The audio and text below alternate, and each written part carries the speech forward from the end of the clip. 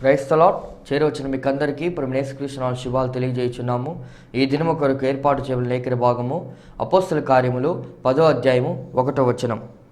Italy పటాలమనబడిన పటాలములో శతాధిపతి అయిన కొర్నేలు అను భక్తిపరుడొకడు కైసరయలో ఉండెను. Praise the Lord. దేవునికి స్తోత్రం. హల్లెలూయా, హల్లెలూయా, హల్లెలూయా. మన ప్రభువును ప్రియరక్షకుడైనటువంటి యేసుక్రీస్తు దివ్యనామంలో ప్రభు నాకు అనుగ్రహించినటువంటి ఆత్మీయ సహోదరి సహోదరులైన మీ అందరికీ, ఆత్మీయ బంధువులైన మీ అందరికీ, ఆయన హెచ్చవలసి ఉన్నది అనేటువంటి అనుదిన ఆత్మీయ కార్యక్రమ వీక్షకులైన మీ అందరికీ ప్రత్యేకమైన వందనాలు తెలియజేస్తున్నాను. దేవుని స్తోత్రం. ఈ కార్యక్రమాన్ని చూస్తూ కొంతమంది కాల్స్ చేస్తున్నారు. వారిని బట్టి నేను ప్రభు నామాన్ని మహిమపరుస్తున్నాను. దయచేసి గమనించండి, మీరు కాల్స్ చేస్తున్నారు సంతోషం, కానీ టెలికాస్ట్ అయ్యే టైంలో కాల్ చేయొద్దు. దయచేసి సందేశం మీద మీరు దృష్టి పెట్టండి, కాన్సన్ట్రేట్ చేయండి. అయిన తర్వాత ప్రోగ్రామ్ ఎపిసోడ్ ముగిసిన తర్వాత మీరు ఫోన్ చేస్తే బాగుంటుంది. కొంతమంది ఫోన్ చేస్తున్నారు, వారిని బట్టి నేను ప్రభు నామాన్ని మహిమపరుస్తున్నాను. కొంతమంది వీక్షకులైన వారిలో కొంతమంది నన్ను వారింటికి ప్రార్థనకి పిలుస్తున్నారు, కొంతమంది లంచ్కి పిలుస్తున్నారు, టీ కాఫీకి ఇలా పిలుస్తున్నారు. అందుని బట్టి నేను ప్రభు నామాన్ని మహిమపరుస్తున్నాను. అల్పులైన ఇచ్చిన వారికి గిన్నెడు చన్నీళ్ళు ఇస్తే పరలోక రాజ్యంలో ప్రతిఫలం పోగొట్టుకోండి మీ దేవుని వాక్యంలో రాయబడింది.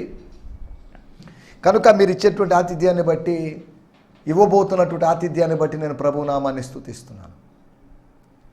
కానీ అదే సమయంలో అన్ని ఆహ్వానాలకు వెళ్ళలేను. నేను ఇప్పటి వరకు 3-4 సంవత్సరాలుగా వస్తున్నటువంటి శాంతి టీవీలో మన కార్యక్రమాలను బట్టి ఆహ్వానించినటువంటి ఒక్క ఆహ్వానానికి కూడా నేను వెళ్ళకూడదని కాదు, వెళ్ళడం వల్ల మీరు వెళ్తున్నటువంటి స్థానిక సంఘ కాపరికి ఏదైనా అభ్యంతరంగా ఉంటుందేమో అని. నాకు స్థానికంగా సంఘం ఉంది కనుక, సంఘ కాపరిగా ఉంటున్నాను కనుక, ఒకవేళ స్థానిక సంఘ కాపరి ఇలా ఆలోచించవచ్చు, వీళ్ళని మెల్లగా వాళ్ళ చర్చికి తిప్పుకుంటారేమో, మళ్ళించుకుంటారేమో అనేటువంటి ఆలోచన కలిగి ఉంటుంది. కనుక మీకు దేవుడు నియమించినటువంటి, మీకు ఏర్పాటు చేసినటువంటి మీ స్థానిక సంఘ కాపరున్నాడు. ఆయన ద్వారా మీరు ఆత్మీయంగా దీవించబడండి. ఆయన ప్రార్థనా సహాయాన్ని కోరుకోండి. ఆయన మీ గృహాలకు వస్తారు, వారానికి ఒకసారి వచ్చి మీకోసం ప్రార్థన చేస్తారు, మిమ్మల్ని ఆత్మీయంగా బలపరుస్తారు. దేవుని స్తోత్రం. హల్లెలూయా. టీవీ స్పీకర్ అనగానే గొప్ప విషయమే కాదు. ఈ రోజుల్లో యూట్యూబ్ ఛానల్స్ బోల్డ్ ఉన్నాయి. ప్రతి వారు ఇంచుమించు ఇటువంటి మీడియాలో కనిపిస్తూనే ఉన్నారు. కనుక పాత రోజుల్లో లాగా టీవీ స్పీకర్స్ అంటే జనాలు విపరీతమైనటువంటి అభిమానించేటువంటి పరిస్థితులు ఉన్నాయి. అభిమానాన్ని నేను కోరుకోవడం లేదు, అభిమానం కాదని కావలసింది మీకు నాకు మధ్యలో ఆత్మీయత కావాలి. 1 కొరింథీ పత్రిక 2వ అధ్యాయంలో పౌలు చెప్పినట్లుగా, మీకును నాకును మధ్య సిలువ వేయబడిన క్రీస్తు యేసును తప్ప మరి దేన్ని ఎరుగకుందునని నిశ్చయించుకుంటుని. మన మధ్యలో మనం తెలుసుకోవాల్సినటువంటి విషయం అది. మన మధ్యలో క్రీస్తు ఉండాలి, మన మధ్యలో వాక్యం ఉండాలి. దీనికి మించినటువంటి బంధాలు మనం కలుపుకొని ముందుకు సాగాలని ప్రయత్నం చేస్తే ఆ బంధాలు భగ్నమైపోతాయి. ఆ బంధాల వల్ల మనం బద్దలైపోయేటువంటి పరిస్థితి ఏర్పడుతుంది. సరే, దేవుని స్తోత్రం. శాంతి టీవీని బట్టి నేను ప్రభునామాన్ని మహిమపరుస్తున్నాను. శాంతి టీవీ చైర్మన్ గారైనటువంటి శోభన్ సార్ గారు వారు మంచి దర్శనముతో నెల్లూరు జిల్లాలోని లేదా నెల్లూరు పట్టణంలోని, నెల్లూరు చుట్టుపక్కల పరిసర ప్రాంతాల్లో ప్రజల్ని చేరుకోవాలి అనేటువంటి ఉద్దేశంతో మతశాఖారహితంగా బియాండ్ డినామినేషన్ ప్రజలను రీచ్ కావాలి అనేటువంటి సదుద్దేశంతో ఈ కార్యక్రమాన్ని వారు ఆరంభించారు. అందును బట్టి నేను ప్రభునామాన్ని మహిమపరుస్తున్నాను.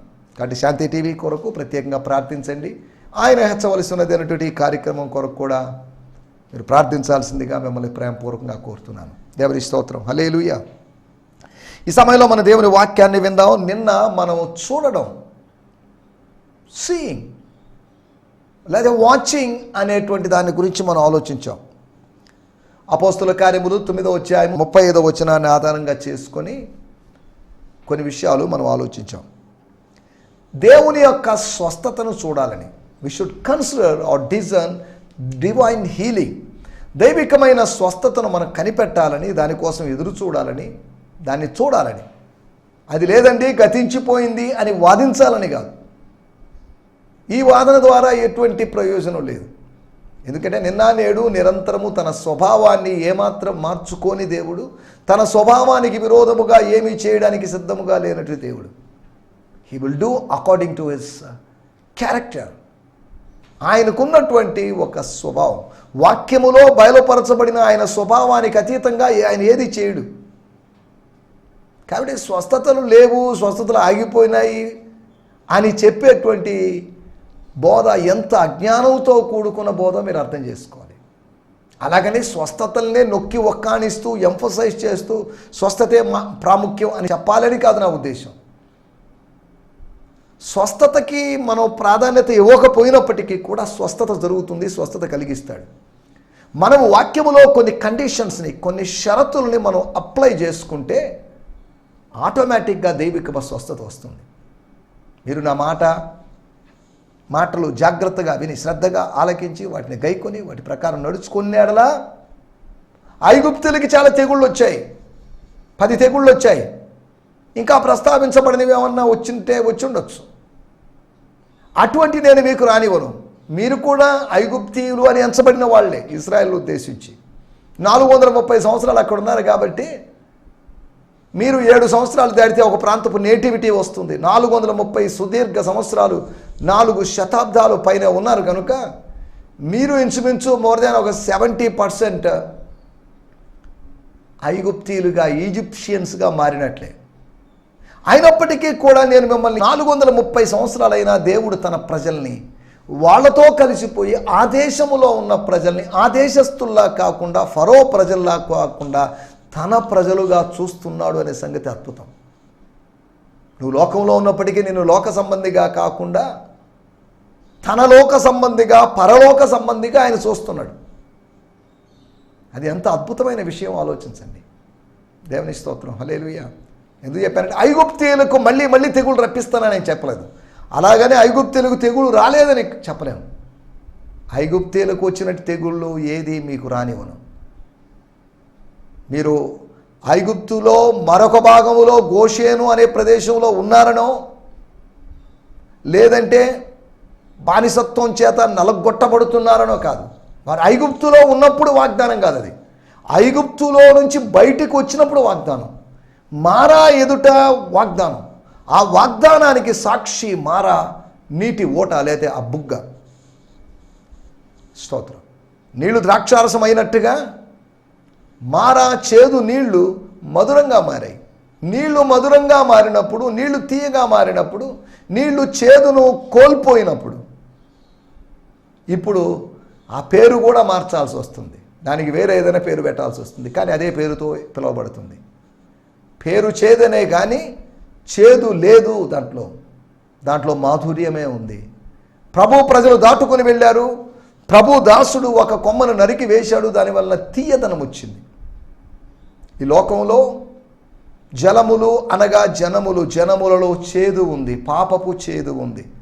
పాపపు చేదును తొలగించి పరిశుద్ధత యొక్క మాధుర్యాన్ని కలిగించడానికి ఆయన కొమ్మలాగా నరకబడి జనాల్లో వేయబడ్డాడు. ఆయన నరావతారం. దాని ఫలితంగా మాధుర్యపు అనుభవం. బెతలెహేముకు తిరిగి వచ్చినప్పుడు పూర్వపు మాధుర్యాన్ని అనుభవించగలిగింది నయోమి. మోయాబు దేశములో ఉన్నప్పటికీ కూడా కొంతకాలమే మాధుర్యాన్ని అనుభవించి 10 సంవత్సరాలు చేదును అనుభవించినటువంటి రూతు జీవితంలో జరిగిన విషయాలు మనకు తెలుసు. దేవుని స్తోత్రం, హల్లెలూయా. మనం ఆలోచిస్తున్న విషయాలు దైవికమైన స్వస్థతను we should consider the healing of God, divine healing. పిల్లల రొట్టె. మీరు అనారోగ్యంతో ఉండడం దేవుని చిత్తం కాదు. మీ బిడ్డకు అనారోగ్యం వచ్చింది, మీ కుమార్తెకో కుమారుడికి అనారోగ్యం వచ్చింది, అప్పుడే తగ్గిపోయిందా? అప్పుడే తగ్గిపోవడం ఏంటండి? ఇంకా 4 రోజులు ఉంటే బాగుండే ఈ జబ్బు, ఈ హాస్పిటల్లో ఇంకో 10 రోజులు ఉంటే బాగుండే అని ఏ తల్లిదండ్రులు ప్రపంచంలో అనుకోరు. వారికి జబ్బు రాకూడదని, వచ్చినా త్వరగా తగ్గిపోవాలని, ఒకవేళ త్వరగా తగ్గకపోయినా మరణం జరగకుండా ఉండాలని ఇటువంటి ఆలోచనలు మనకుంటాయి. అటువంటిది దేవాది దేవుడు మన గురించి ఇలాగ ఆలోచిస్తున్నాడు. మారా దగ్గర వాళ్ళ మనసులు చేదైపోయినాయి, వాళ్ళ మనసులు కఠినమైపోయినాయి. అప్పుడు వాగ్దానం చేశాడు, మారా జలములను మధురంగా మార్చడమే కాదు, వాళ్ళ మనస్సుల యొక్క కాఠిన్యాన్ని తొలగించి వారి మనస్సులను మధురంగా మార్చాడు.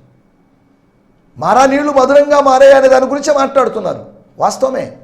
కానీ చేదైన మనస్సులు మధురంగా మారడం గురించి మాట్లాడకపోవడం విచారకరం. అదొక అక్షరార్థంగా జరిగింది ఒకటి, అనగా వెలుపల జరిగింది ఒకటి, కానీ ఆంతర్యాలలో 20 లక్షల ఆంతర్యాల్లో జరిగిన కార్యం. మనం దాన్ని ఆలోచించాలి. దేవుడు బాహ్యంగా చేస్తాడు, ఆంతర్యంగా చేస్తాడు. దేవుడు ఆత్మీయంగా చేస్తాడు, దేవుడు ఆర్థికంగా చేస్తాడు. దేవుడు అక్షరార్థంగా చేస్తాడు, దేవుడు ఆత్మీయంగా చేస్తాడు. ఈ విషయాలన్నీ మనం ఆలోచిద్దాం. దేవుని కృపను చూశాడు బర్నబాస్ అనేటువంటి దైవజనుడు. హెచ్చరిక పుత్రుడు అని పిలువబడిన వాడు, యాజకుడు కావలసిన వాడు, దేవాలయంలో యాజక ధర్మాన్ని జరిగించవలసిన వాడు. కానీ మార్గములో ప్రవేశించి, దేవుని మార్గములో ప్రవేశించి అపోస్తుల యొక్క అనుచరుడుగా మారిన సందర్భం మనం చూస్తున్నాం. మూడవదిగా దేవుని పిలుపును చూడాలి. We should consider divine healing and divine grace and divine calling. పిలుపును మనం చూడాలి, పిలుపును వినాలి, పిలుపును గుర్తు చేసుకోవాలి, పిలుపును వివేచించాలి. ఇది దేవుని పిలుపా, మనిషి పిలుపా అనేది. మనిషి పిలుపునే దేవుని పిలుపుగా భావించి మనం ప్రయాణం సాగించామనుకోండి, మనం ఎక్కడో ముగిస్తాం. కానీ దేవుడు నిర్ణయించిన గమ్యస్థానే, అసలు సిసలైన గమ్యస్థానాన్ని చేరుకోవాలంటే దేవుని పిలుపును స్పష్టంగా మనం ఎరిగి ఉండాలి. అది దేవునితో సహవాసం ద్వారా, సంబంధం ద్వారా సాధ్యమవుతుంది. నాలుగో విషయం, గాడ్స్ ప్లాన్ ఆర్ ఎలక్షన్. దేవుని యొక్క ఏర్పాటును, దేవుడు జనాంగాన్ని ఏర్పాటు చేసుకున్నాడు. ఇశ్రాయేలు జనాంగాన్ని ఏర్పాటు చేసుకున్నాడు. శరీర సంబంధమైన ఇశ్రాయేలును చూడండి అని అపోస్తలుడైన పౌలు అన్నాడు. ఎందుకు చూడాలి? వాళ్ళు పడిపోయారు, లేచారు, వాళ్ళు తొట్టిల్లారు, మళ్ళీ తిరిగి వచ్చారు, ఇవన్నీ జరిగాయి. కానీ ఆ నేషన్ని చూడండి. ఆ నేషన్ ద్వారా, ఆ జాతి ద్వారా, జనాంగం ద్వారా ఎన్నో పాఠాలు నేర్చుకోవచ్చు. వాళ్ళని దేవుడు ఏర్పాటు చేసుకున్నాడు. గద్ద తన పిల్లను రెక్కల మీద మోసినట్లుగా మీరు నా స్వకీయ సంపాద్యం, ఇశ్రాయేలు నా జ్యేష్ఠ కుమారుడు. దేవుని స్తోత్రం. నా వాళ్ళు, నా ప్రజలు, నేను ఐగుప్తులో నుంచి తీసుకొచ్చి నాటి మొక్క. ఇలా వేరువేరు మాటలు ఇశ్రాయేలు జనాంగాన్ని గురించి రాయబడింది. దేవుని స్తోత్రం. నాలుగోది, దేవుని యొక్క ఏర్పాటు. కృపను బట్టి శేషము మిగిలి ఉంది. కృపను బట్టి శేషము మిగిలి స్వాస్థ్యాన్ని స్వతంత్రించుకుంది. కృపను బట్టి శేషం నిలిచింది. By the grace there was remnant. If there is no grace, no remnant.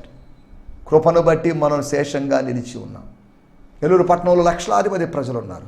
Andhra Pradesh రాష్ట్రంలో కోట్లాది ప్రజలు ఉన్నారు. అయినప్పటికీ కొద్ది మందిని దేవుడు ఏర్పాటు చేసుకున్నాడు. మనం కన్వర్ట్ అయిన వాళ్ళం కాదు, దేవుని చేత ముందుగా నిర్ణయించబడిన వాళ్ళు.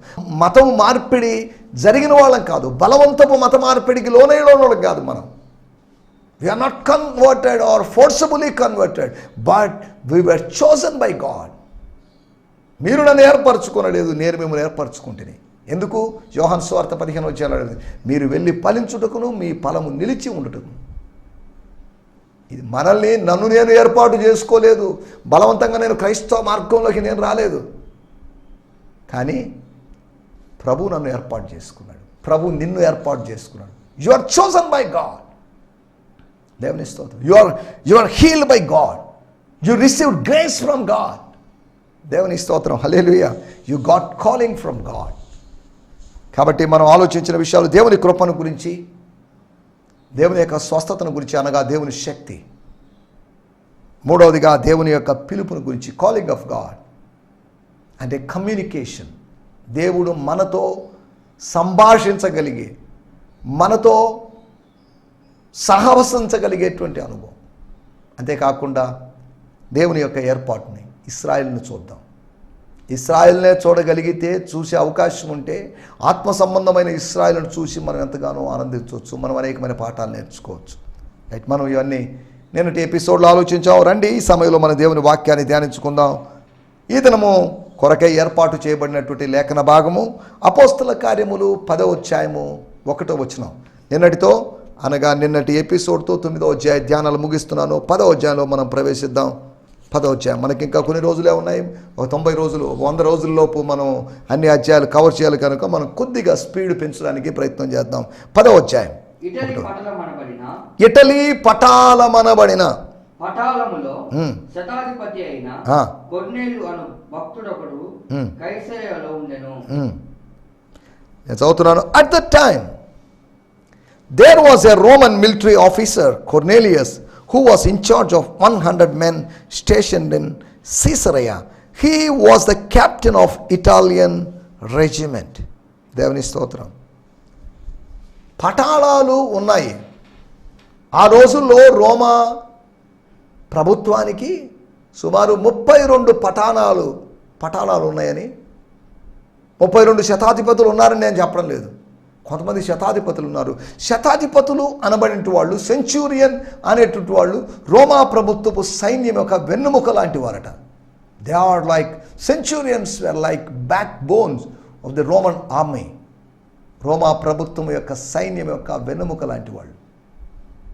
అనగా ప్రభుత్వంలో వెన్నుముక లాంటి వాడు క్రమంగా కొన్ని రోజుల తర్వాత ప్రభు యొక్క ప్రభుత్వంలో ఒక సభ్యుడిగా ఎలా మారాడు అనే దాని గురించి మనం ఆలోచిస్తున్నాం. 7వ అధ్యాయం దాకా అనగా అపోస్తల కార్యములు మొదటి 7 అధ్యాయంలో పరిచర్య జరిగింది. పరిచర్య యూదుల మధ్యలో జరిగింది. 8వ అధ్యాయం మనం చూసుకున్నాం. పరిచర్య ఎక్స్పాండ్ అయింది. అది ఇథియోపియాకి వెళ్ళింది. అడిస్ అబాబా అనేటువంటి ఆ క్యాపిటల్ సిటీ కలిగినటువంటి ఇథియోపియా ఆఫ్రికన్ కంట్రీలోకి సువార్త వెళ్ళింది. సువార్త ఎక్కడికో వెళ్ళింది. ఒక వ్యక్తి ద్వారా సువార్త ఎంత దూరం వెళ్ళింది చూడండి. దేవుని స్తోత్రం. సువార్త ఎవరి ద్వారా అయినా వెళ్ళగలదు, ఎంత దూరమైనా వెళ్ళగలదు. నీకు నాకు అభ్యంతరాలు, అడ్డుగోడలు ఉంటాయి, కానీ సువార్తకు అడ్డుగోడలు ఉండవు. It will go, it will fly, it will run. దేవుని వాక్యం వెళ్ళగలుగుతుంది. శీఘ్రంగా ఈ వాక్యము మీలో వ్యాపిస్తుంది. ఈ వాక్యం మీలో ప్రతిధ్వనిస్తుంది. ఈ వాక్యము మీలో మోగెను, వ్యాపించెను, పరిగెత్తెను. స్తోత్రం అనేటువంటి వేరు మాటలు మనం లేఖనాల్లో చూస్తున్నాం. తర్వాత 10వ అధ్యాయంలోకి వచ్చేసరికి మినిస్ట్రీ యొక్క మరో లెవెల్, అపోస్టలిక్ మినిస్ట్రీ యొక్క ఫస్ట్ సెంచరీ మినిస్ట్రీ యొక్క మొదటి శతాబ్దం యొక్క పరిచర్య యొక్క మరో మెట్టు, మరో స్థాయి, నెక్స్ట్ లెవెల్కి వెళ్ళిపోయినటువంటి నెక్స్ట్ లెవెల్ క్రిస్టియానిటీ. ఇంచుమించు 40వ సంవత్సరానికి 41వ సంవత్సరంలో జరిగిన సంఘటనగా బైబిల్ పండితులు చెప్తున్నారు. అనగా క్రీస్తు శకం 41వ సంవత్సరం, అనగా ఇంచుమించు 7 సంవత్సరాల తర్వాత సంఘము ఆరంభించబడిన 6 లేదా 7 సంవత్సరాల తర్వాత జరుగుతున్న సంఘటనలు. 7 సంవత్సరాల కాలంలో ఎన్నో విషయాలు జరిగాయి.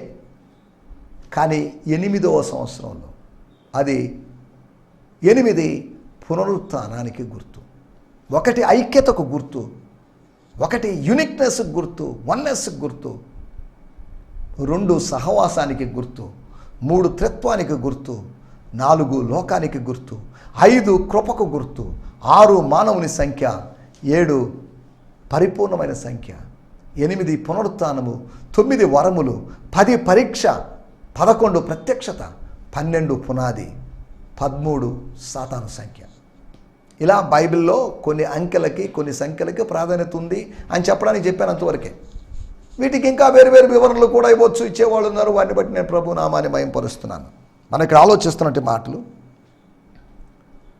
బైబిల్ ఒక్కో దానికి ప్రాధాన్యత ఉంది. దేవుని వాక్యంలో పరిశుద్ధాత్ముడు చెప్పిన వాటికి ప్రాధాన్యత ఉంది. లేఖన భాగాల్లోకి వచ్చేద్దాం. మన వాడుక భాషలో కూడా చదువుకుందాం. అపోస్తుల కార్యములు 10వ అధ్యాయము 1వ వచనం.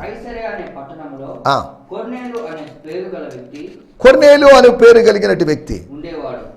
అతడు ఇటలీ దళంలో శతాధిపతిగా పనిచేస్తూ ఉండేవాడు. ఇటలీ దళములో లేకపోతే ఇటలీ పటాళములో.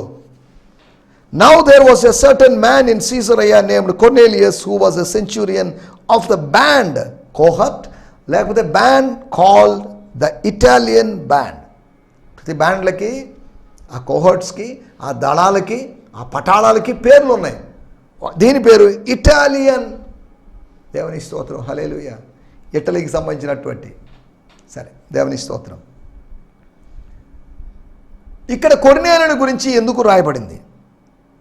మన టైటిల్ భక్తి కాని భక్తి. అదేంటండి? భక్తి కాదా? భక్త్యా విభక్త్యా, భక్త్యా విరక్త ఏంటిది? భక్తి కాదు, భక్తి లాంటి భక్తి. భక్తిలాగా కనిపిస్తుంది, భక్తి కాదు. చూడండి, ప్రార్థనలాగా కనిపిస్తుంది కానీ ప్రార్థన కాదు. ధ్యానంలాగా కనిపిస్తుంది, ధ్యానం కాదు. సేవలాగా కనిపిస్తుంది, సేవ కాదు. ఉప్పు కర్పూరము ఒకే పోలికల్లో ఉన్నాయి, ఒకే రంగులో ఉన్నాయి, కానీ వాటి యొక్క పని వేరు. ఆ కర్పూరాన్ని తీసుకొని మనం పచ్చళ్ళలో వేయలేము, వేస్తే అది వాసన వచ్చేస్తుంది. ఎందుకు చెప్తున్నానంటే ఒకేలాగా ఉన్నాయని పని ఒకటే పని ఉండదు, వాటి యొక్క ఉద్దేశాలు వేరు, అవి నియమించబడిన ఉద్దేశాలు వేరు. 9వ అధ్యాయం చివరిలో పేతురు గారి యొక్క ప్రస్తావన తీసుకొచ్చాడు. 10వ అధ్యాయంలో న్యూ చాప్టర్లో ఒక కొత్త వ్యక్తిని పరిశుద్ధాత్ముడు పరిచయం చేస్తున్నాడు. ఆ కొత్త వ్యక్తి జీవితంలో జరిగించిన కార్యాల గురించి మనం ఆలోచించుకోబోతున్నాం. భక్తి కాని భక్తి, భక్తిలాగా అనిపిస్తుంది. The so called devotedness, so called godliness. భక్తి అనబడుతున్న భక్తి కానీ భక్తి కాదు. మనుషుల దృష్టికి భక్తి, దేవుని దృష్టికి భక్తి కాదు. అదేంటండి అలా మాట్లాడతారేంటి? ఆ టైటిల్ కూడా సరిగా లేదని అంటారేమో. కారణం ఏంటంటే ఇక్కడ స్పష్టంగా భక్తి పరుడగు, లేకపోతే దైవభక్తి కలిగిన, దేవుని యందు భయభక్తులు కలిగిన అని ఉంటే మీరు భక్తి కాని భక్తి అంటాడు అంటే కొర్నేలి భక్తి సరికాదనే కదా. కొర్నేలి భక్తిని గురించి 4 విషయాలు మీకు త్వరగా జ్ఞాపకం చేస్తాను. నంబర్ 1, 11వ అధ్యాయము 14వ వచనం. అపోస్తుల కార్యములు 11వ అధ్యాయము 14వ వచనం. నీవును నీ ఇంటి వారందరూ ఏ మాటల వలన రక్షణ పొందురో ఆ మాటలు అతడు నీతో చెప్పునని తన ఇంట నిలిచి తనతో చెప్పిన యొక్క దూతను చూచిన సంగతి మాకు తెలిపెను. 14వ వచనం. He will tell you and your family the message of how you can be saved. మీరు ఎలా రక్షించబడతారు, ఎలా రక్షింపబడాలో మీకు తెలియదు, సూత్రం తెలియదు, ప్రిన్సిపల్ మీకు తెలియదు, నియమం మీకు తెలియదు. కానీ ఒక నియమం, సువార్తను గురించి నియమము అని చెప్పబడింది. ఇట్స్ ఎ లా. సువార్త నియమం, సువార్త మర్మం, సువార్త శాస్త్రం. స్తోత్రం. ఇక్కడ రాయబడిన మాట, ఎలాగా మనం రక్షింపబడగలం అనగా రక్షణ గురించినటువంటి శాస్త్రం ఏదో చెప్పబోతున్నాడని కాదు, సొటీరియాలజీ చెప్పబోతున్నాడని కాదు. సొటీరియాలజీ అంటే రక్షణ శాస్త్రం బైబిల్ స్కూల్స్లో నేర్పిస్తారు. How you would be saved. మీరు రక్షణ పొందలేదు, మీరు రక్షణ పొందాలి అనగా దాని అర్థం కొర్నేలి భక్తి పరుడు అని చెప్పింది, కానీ అతని భక్తి రక్షణ లేని భక్తి. ఈ రోజుల్లో చాలామంది భక్తి రక్షణ లేని భక్తి. అదేంటండి? అతనికి ప్రార్థన ఉంది, ఎల్లప్పుడూ ప్రార్థన చేసేవాడు, భయభక్తులు కలిగిన వాడు, తన కుటుంబ సభ్యులతో కలిసి ప్రార్థన చేసేవాడు, దాన ధర్మం చేసేవాడు, మంచి పేరు కలిగిన వాడు, దర్శనాలు కలిగిన వాడు, ఇన్ని బాగానే ఉన్నాయి. అతనికి రక్షణ లేకపోవడం ఏంటి? జాగ్రత్తగా ఆలోచించాలి. రక్షణ లేకపోవడం అంటే రక్షింపబడుతూ ఉన్న అనుభవం లేకపోవడం, రక్షింపబడబోతాను అన్నటువంటి అనుభవం లేని విషయం. అంటే ఇంకా చెప్పాలంటే అతనికి రక్షణ నిశ్చయిత లేకపోవచ్చు, అతనికి రక్షణ ఆనందం లేకపోవచ్చు. రక్షింపబడ్డామని చెప్పుకుంటున్నారు చాలామంది. Many people are claiming that they were saved. We were got saved అండి, మేము రక్షింపబడ్డామండి. But they have no assurance of salvation. రక్షణ నిశ్చయిత లేదు. ఎప్పుడు రక్షింపబడ్డారు, ఎలా రక్షింపబడ్డారో ఖచ్చితంగా చెప్పలేరు. ఎలా పిలవబడ్డారంటే చెప్పలేని పరిస్థితి. నిశ్చయిత లేదు, అంతేకాకుండా రక్షణ ఆనందం లేదు.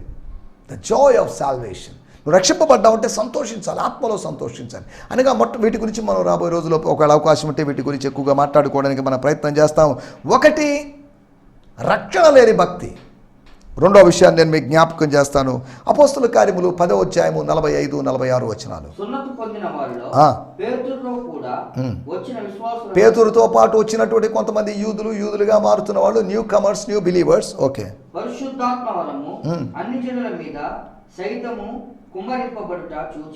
వాళ్ళు అన్యజనులు, కొర్నేలి ఇంటి వారు అన్యజనులని ఎంచబడింది. వాళ్ళు ఒకప్పుడు అన్యజనులు, ప్రస్తుతం ఆ సమయంలో అన్యజనులు కాదు. అనగా రెండవది, వాళ్ళు పరిశుద్ధాత్మను పొందారు.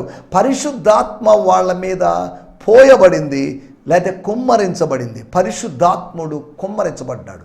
Out pouring of the Holy Spirit. మరొక పెంటికోస్ట్ అనుభవం ఇది. సరే, దేవుని స్తోత్రం, హల్లెలూయా. మనం ఆలోచిస్తున్నట్టు విషయము రెండవది శక్తి లేనటువంటి భక్తి. 2 తిమోతి పత్రిక 3వ అధ్యాయము 5వ వచనంలో రాయబడింది, పైకి భక్తి గలవారమని చెప్పుకుంటున్నారు కానీ దాని శక్తిని ఆశ్రయించని వాళ్ళు. ఒకటి మనం ఆలోచిస్తున్నాం, రక్షణ లేని భక్తి కొన్నేది. రెండోది శక్తి లేని భక్తి. మూడో విషయాన్ని నేను మీకు జ్ఞాపకం చేస్తాను. 10వ అధ్యాయము 45, 46 వచనాల్లో మనం కింద మళ్ళీ అయితే వచనాలు 2 కలిసి ఉన్నాయి. అక్కడ రాయబడిన విషయము, వారందరూ లేకపోతే వాళ్ళు ఆత్మ ఎవరి మీదకి దిగి వచ్చాడో వాళ్ళందరూ ఆత్మ నింపుదలకు లోనయ్యారు. వారు అన్య భాషలతో మాట్లాడారు. They spoke in unknown tongues. కొత్త భాషలు మాట్లాడారు. విశ్వసించిన వారు కొత్త భాషలు మాట్లాడతారని చెప్పినట్టుగా ప్రభువును విశ్వసించిన వీరు అన్య భాషలు మాట్లాడారు. అన్నోన్ టంగ్స్, ఏదో భాషలు నేర్చుకుని మాట్లాడారని కాదు. వాళ్ళకి కొత్త భాషలు మాట్లాడాల్సిన అవసరం లేదు. అక్కడ వేరు వేరు జనాంగాల వాళ్ళు లేరు. అపోస్తలుల కార్యం 2వ అధ్యాయంలో ఆ అవసరం ఏర్పడింది. కానీ ఇక్కడ కొన్నేళ్ళ ఇంట్లో రోమన్స్ లేకపోతే ఇటాలియన్ భాష లేదంటే లాటిన్ భాష మాట్లాడుకునే వాళ్ళు మాత్రమే ఉన్నారు. లేకపోతే ఆ రోజుల్లో ఉన్నటువంటి గ్రీకో లేకపోతే అరామిక్ అంత మంచి తప్ప వేరొక భాష యొక్క అవసరం లేదు. కానీ పరిశుద్ధాత్ముడు వారికి వాక్శక్తిని అనుగ్రహించిన కొలది వారు అనే భాషలతో మాట్లాడారని 2వ అధ్యాయంలో జరిగినట్టుగా 10వ అధ్యాయంలో జరిగింది. ఒకటి రక్షణ లేని భక్తి అతంది, రెండవది శక్తి లేని భక్తి, మూడవది వరము లేనటువంటి భక్తి. పరిశుద్ధాత్మ వరమును కలిగి ఉండాలి, కృపావరాన్ని మనం కలిగి ఉండాలి. ఏ కృపావరమునందు లోపము లేకుండా ఆయన ప్రత్యక్షత కొరకు మీరు ఎదురు చూస్తున్నారు అని 1 కొరింథీ పత్రిక 1వ అధ్యాయంలో పౌలు గారు చెప్పారు. 4వ విషయం నేను ముగిస్తాను. 10వ అధ్యాయము 47వ వచనం. అందుకు పేతురు, వీరు బాప్తిజము పొందకుండా బాప్తిజం తీసుకోకుండా నీటి బాప్తిజం తీసుకోకుండా వీళ్ళను ఎవరైనా ఆటంకం చేస్తారా? ఎవరైనా డిస్టర్బ్ చేస్తారా? Who would object them? వీరిని ఎవరు ఆటంకపరచగలరు? ఆటంకపరచకూడదు కదా అని పేతురు గారు అన్నారు. అనగా బాప్తీసము తీసుకున్నటువంటి భక్తి, బాప్తీసము లేనటువంటి భక్తి, అనగా బాప్తీసానికి విధేయత చూపించినటువంటి భక్తి, విధేయత లేని భక్తిగా మనం ఆ భక్తిని చూడవచ్చు. ఆ భక్తిని గురించి మనం ఆలోచిస్తున్న మాటలు. రక్షణ లేని భక్తి, శక్తి లేని భక్తి, వరము లేని భక్తి, బాప్తీసము లేకపోతే విధేయత లేని భక్తిగా ఆ భక్తిని మనం చూస్తున్నాం. కాబట్టి ఇటు భక్తిలో నుంచి, ఇటు నకిలీ భక్తిలోంచి బయటకు వచ్చి నిజమైన భక్తిలో జీవించడానికి ప్రభువు మనకు సహాయం చేయనుగాక. ఆమేన్, హల్లెలూయా, హల్లెలూయా. ఈ సందేశము మీకు ఆశీర్వాదకరంగా ఉందని నమ్ముచున్నాము. ప్రార్థన అవసరతల కొరకు మమ్మల్ని సంప్రదించవలసిన మా చిరునామా గిద్యోన్ మిషన్ చర్చ్, 6వ వీధి, శాంతినగర్, నెల్లూరు 4, ఆంధ్రప్రదేశ్. పిన్ 524004. మా ఫోన్ నంబర్లు 7036443613 మరి ఒక నంబర్ 9392293010. మా ఈమెయిల్ ఐడి gfihmi2015@gmail.com.